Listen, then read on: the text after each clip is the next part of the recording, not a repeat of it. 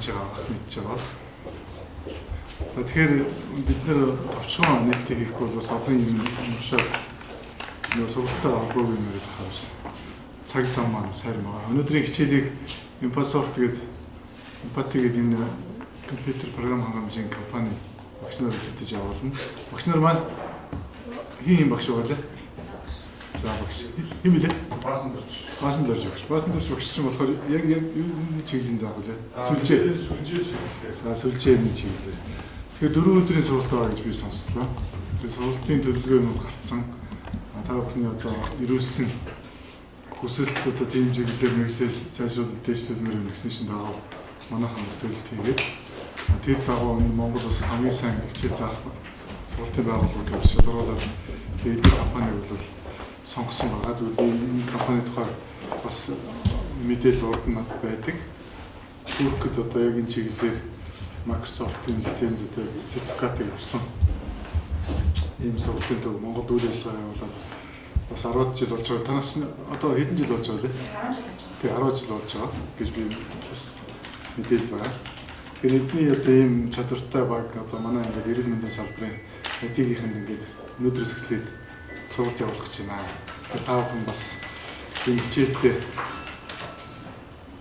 идэвхтэй цагийг маш сайн барьж тий энэ чинь богино хугацааны сургалт байгаа учраас 1 цаг 1 минут ч гэсэн үнэтэй байгаа гэдгийг хараад бид нар бол эрүүл мэндийн салбарт захим эрүүл мэндийн гэдэг төсөл хэрэгжиж эхлээд нэлээд хугацаа болсон. Одоо захим эрүүл мэндийн хамгийн шийдвэрлэгүй бол одоо ингээд энэ жилээс эхэлж байгаа.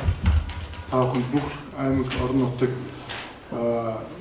нэгдсэн эмнэлгүүдэд бол цоо шин хятадын тусламж хувийн одоо төслөөр тийм засгийн газрын хөнгөлөлттэй зээлээр компьютерууд, серверүүд одоо сүлжээний төхөөрөмжүүд очсон байна. За тэгээд мөн одоо програм бол бас шалгарсан компани хийгээд одоо энэ хасжилттай програмыг ашиглалтанд өгөөд эмнэлгүүдэд суйрлуулна. За тэр үед нь сүлжээгээ зөв ажиллуулна, сүлжээн дээр одоо бүх тэр үйл ажиллагаа хэвээ явуулна гэдэг бол та бүхний үүрэг. Эрүүл мэндийн салбар бүрэн захимчид мэдээллийн одоо сүлжээ мэдээллийн систем програм хангамжийг хариуцж та бүхний үүрэг байвал болон нэмэгдэх болно. Яг тэгвэл өнөөдөр явж байгаа эмчилгээ үйлчилгээ онцлогоо бүх юм нэгдсэн сүлжээнд ороод ирэхээр нэг тасалдах юм уу тасалдахад эмнэлэг бүтнээрээ бол ажилгүй болох. Бүтнээр үйл ажиллагаанд тасалдах тийм байдалд орно.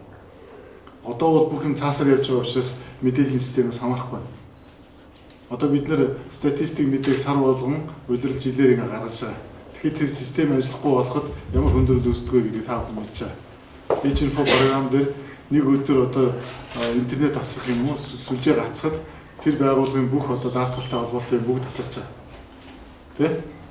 Тэгээд тэр даатгалаа авч чадахгүй байгаа нь эмнэлгийн санхүүжилтийг авч чадахгүй тэрнээсээ бол эмнэлгийн үйл ажиллагаа доголдох ийм байдал үүсэж байгаа. Тэгэхээр одоо бүрэн захимжаад ирэхээр бүх үйл ажиллагаа гацна гэсэн үг. Хэрвээ сүлжээ саад юм уу вирус одоо янз бүрийн халдлагт ороход эрүүл мэндийн салбар өөрөө одоо парлапс гэдэг тийм саацлалтын байдалд орох.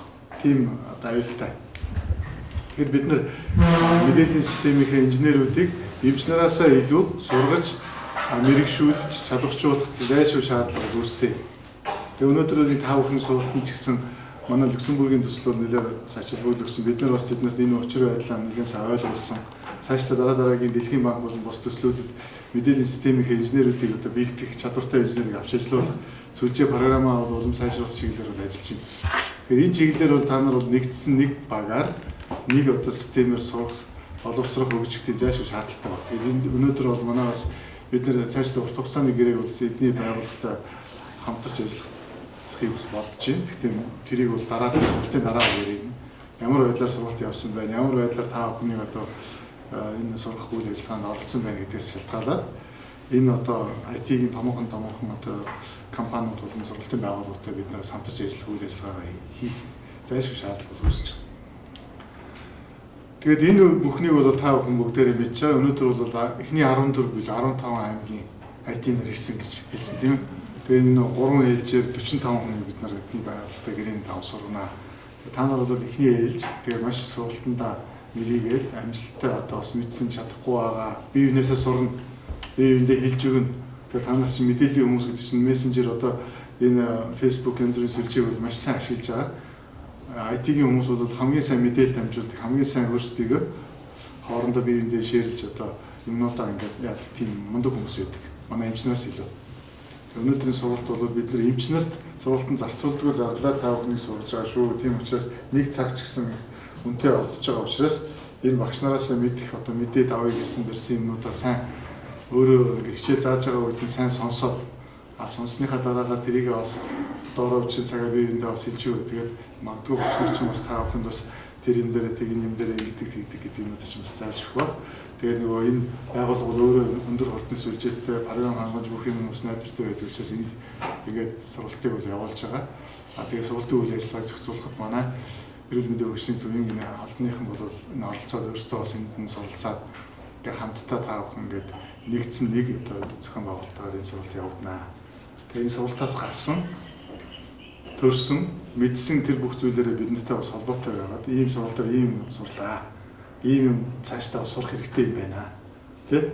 Ийм юм дээр бид нар бол бас ерөөсөө биднийг ингэж хөгжүүлдэг байсны одоо инглээ тэглээ гэсэн саналуудаа та бүхэн гаргаж өгөөрэй. Ер нь бол манайхан бол эмнэлэг бол эрүүл мэндийн газрууд бол IT-ийн хүнийг шалгуулж аваад орон нутгад танаас сургалт өгч очоод ингээл яг л эмгийнхээ юмыг өөрсдөө хийж байгаа. Цаашдаа бол бид нар эмнэлгийн мэдээллийн систем, эрүүл мэндийн мэдээллийн систем шал тусдаа таны сургалт үүснэ чинь нарийнсаж ингэж улам ингээд нарийнсан тийм чиглэлээр оруулах гэж зорж байна. Ер нь бусад улс оронд бол IT бол дотроо ингээд маш олон хаваад банкны систем их те худалдааны систем их тэгээ эмнэлгийнх гээд тусдаа явдаг. Одоо цаашдаа бол бид нар эмнэлгийн мэдээллийн системийн IT гэсэн тусдаа нарийнсгсан тийм хүмүүсийг гадаад дотоодод бэлддэг. Тэр хүмүүсээ бас та нарын дундаас юм уу эсвэл одоо хүмүүсийг бас өндөр хөгжсөн орнууд руу явуулж судлуулж сургадаг тийм байдлаар бас авахыг хүсэж байна. Тэгээ магадгүй бид нар та нар санал тавих юм бол интермед, грандмед, за 3 гал гэсэн зарим одоо эмнэлгүүд томоохон хувийн эмнэлгүүд бол өөрийн гэсэн яг эмнэлгийн мэдээллийн систем гэдгээр IT-г хөгжүүлээд байгаа. Тусдаа өөрсдөө хөрөнгө зараад. Тэр хүмүүсээс бас одоо сургалтын үйл ажиллагаанд бас оролцуулах, тэр хүмүүсийг бас ингээд сурсан юмар нас та бүхэнд мэдлэгийг хуваалцах тийм юмнуудыг ч гэсэн бид бас хийх боломжтой. Тэгвэл бол бид нар бол улс бол одоохондоо тэрийг хийж чадахгүй байгаа. Хувийн эмнэлэг бол өөрсдийнхөө мэдээллийн систем хөгжүүлэхэд бол IT-ийнхаа цааш нь одоо солонгосоос жишээлбэл интернет эмнэлэг бол өөрийнхөө hospital information system гэдэг эмнэлгийнхээ мэдээллийн системийг байгуулахад 800 гаруй сая төгрөгийг зарцуулсан гэж би бол мэдээлэл байна. Ер нь 1.5 тэрбум төгрөгөөр систем хийсэн. Солонгосоос худалдаж авсан. Пакс болон hospital information system. Тэгэхээр мэдээж тэр системийг банк доктортой авч явна гэдгийг бол цаа солонгосын компани бол тэр нөгөө төлбөр юмдаа бол хэлсэн байдаг. Тэгэхээр магадгүй тэнд одоо хөгжиж байгаа системийг дээр сууж байгаа инженерүүд бол илүү биднээс агсан төвшөнд очсон байгаа. Тэгээд тэдний бас мэдээлэл та бүхэнд бас мэдүүлэх гэсэн одоо хуваалцсан юм дээр анхаамаар юм байлээ. Тэр юм тэгдгийн шүү. Тэр юм нь бол илүү ингэж байвал зүгээр байдаг. Тэ? Бид нар бол мэдгүй бааш зүгээр e-hospital гэж e-info гэж тэрэн дээр л ажиллаад байгаа. Тэгтэл цаанаа бол илүү advanced, илүү агсан төвшний системүүд дээр ийм юм байдсан байна. Ингэж шийдвэрлүүд нэг хамт байдсан байна гэдэг юмнуудыг та нарт бас дурслагаасаа олцох гэдэг байдлаар бас оролцуулаад тэр зөвлөгөөнүүдийг бас сургалтын явцад бас манайхан бас уулзаад ярилцаад та нар ч гэсэн ангиж хөвгдөд бас байж байгаа шүү дээ. Хамт өгсөн ч юм уу эсвэл адилхан инженер гэсэн. Тэр хүмүүстэйгээ бас холбогдоод энэ ажиллагааг хийгээрэй гэж бас хэлмээр байна.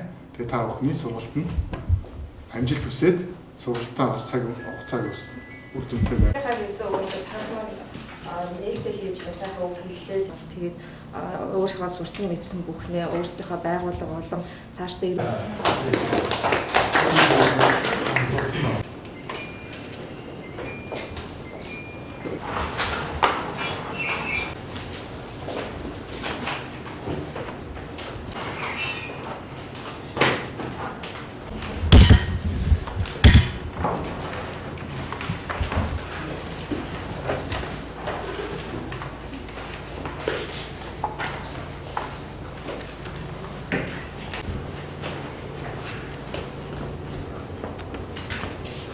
манай дээр хэсэгтэй хичээлэх болно. Өглөө 9:30-аас орой 6-аар хичээл явуулдаг явах болно.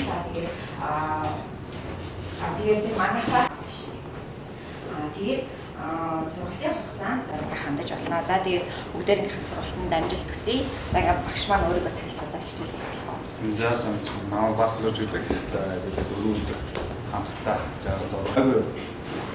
Өчмөн Жоох юу вэ?